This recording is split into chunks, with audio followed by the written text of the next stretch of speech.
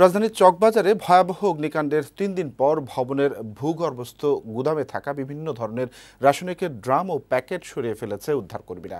ঢাকা দক্ষিণ সিটি কর্পোরেশনের মেয়রের নেতৃত্বে এসব রাসায়নিক সরানো হয়। এ সময় পুরান ঢাকার সব রাসায়নিক গুদাম ও কারখানা সরাতে অভিযান চালানোর ঘোষণা দেন তিনি।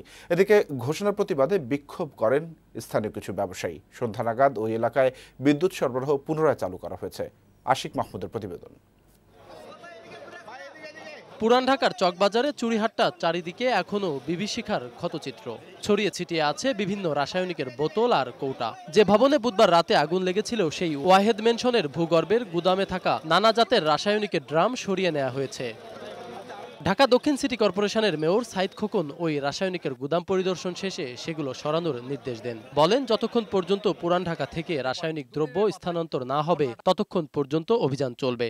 নিরাপত্তা নিশ্চিত করবার জন্য কঠোর থেকে কঠোর যদি হতে হয়, নগর প্রশাসন আইন অনুযায়ী সকল ব্যবস্থা গ্রহণ করবে। মেয়রের এমন ঘোষণার পর বিক্ষোভ শুরু করেন স্থানীয় ব্যবসায়ীরা। বলেন, রাসায়নিক দ্রব্যের কারণে নয়, আগুন লেগেছে গ্যাসের সিলিন্ডার থেকে। কেমিক্যালের তো কারখানা এদিকে দেখি না আমরা। ড্রাম খুলুক, সব কালার সিলিন্ডারে তো হইলো এটা কেমিক্যাল। এদিক থেকে যদি পুরানটাতে উঠে যায়, আমাদের অলিগলিও তো মানে ছোট খাটো। এদিকে ওয়াহিদ মেনশনের সামনে থাকা একটি হোটেলের সিসিটিভি ক্যামেরার ফুটেজে দেখা গেছে ওই ভবনের সামনে থাকা পিকআপ ভ্যানের সিলিন্ডার বিস্ফোরণ থেকে আগুন চারপাশে ছড়িয়ে পড়ে। মুহূর্তে আগুন গ্রাস করে সড়ক ও আশপাশে থাকা সবকিছু। মানুষকে ছুটোছুটি করতে দেখা যায়।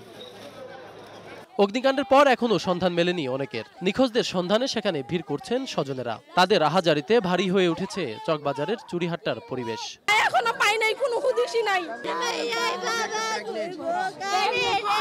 ঘটনাস্থল পরিদর্শন করেন সড়ক পরিবহন ও সেতুমন্ত্রী ওবায়দুল কাদের। পরিদর্শন শেষে তিনি বলেন, সমন্বয়ের অভাবে পুরান ঢাকার রাসায়নিকের গুদাম সরানো সম্ভব হয়নি। এখন সব সংস্থার সাথে সমন্বয় করে যে কোনো মূল্যে এগুলো নিরাপদ জায়গায় সরিয়ে নেওয়া হবে। একটা সমন্বিত পদক্ষেপ নিতে হবে এবং অবৈধ এবং অনিরাপদ রাসায়নিক যে কাঠামো আছে, ঝুঁকিপূর্ণ এই কাঠামো এখান থেকে সরিয়ে ফেলতে হবে। দুর্যোগ ব্যবস্থাপনা ও ত্রাণ মন্ত্রণালয় এবং পুলিশের তদন্ত কমিটির সদস্যরাও ঘটনাস্থল পরিদর্শন করেছেন। বিভিন্ন জন বিভিন্ন কথা বলছেন যে হয়তো সিলিন্ডারের মাধ্যমে, যে সিলিন্ডার ভর্তি একটি পিকআপ ভ্যান ছিল, সেটি থেকে ইনিশিয়ালি সূত্রপাত। পাশে যে কেমিক্যাল এবং দাহ্য পদার্থ ছিল, যে বিল্ডিংটি আপনারা দেখতে পাচ্ছেন, ওই ভবনে সেটি আক্রান্ত হয়। এদিকে পুরান ঢাকার চকবাজারের চুরিহাট্টায় জনজীবন স্বাভাবিক করতে কাজ করছে সংশ্লিষ্ট কর্তৃপক্ষ। শনিবার সন্ধ্যা নাগাদ ওই এলাকায় আবারও বিদ্যুৎ সরবরাহ শুরু হয়। আশিক মাহমুদ, বৈশাখী সংবাদ, ঢাকা।